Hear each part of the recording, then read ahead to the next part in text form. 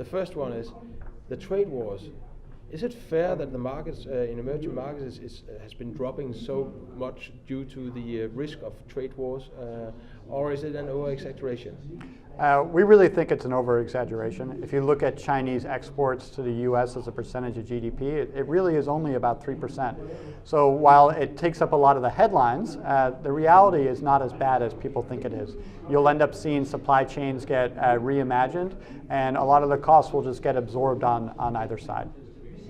Okay, the other question we would ask is that if we look at the earnings per share growth in the emerging markets, we have been disappointed for so many years, and now we see that again, that the FANG stocks of emerging markets, it could be the Alibaba, the Tencent, the Samsung or the Taiwan Semiconductor, they are doing poorly if we compare them to the FANG stocks of the US, the Facebook, the Amazon, the Apple and the Google.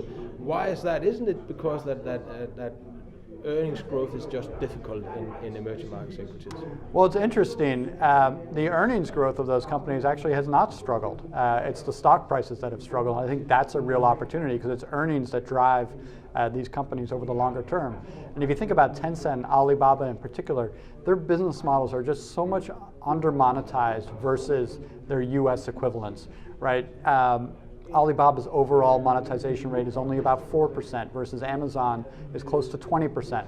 Tencent is using 1 to 2 ads a day for their version of Facebook, which is called Moments, versus Tencent at 25 ads per day. As they roll out that ad inventory over time, that's a huge opportunity. So we look at this current weakness as a chance to buy some of these great structural growth stories and really powerful business models that we know work in the developed world and will absolutely work in the emerging world.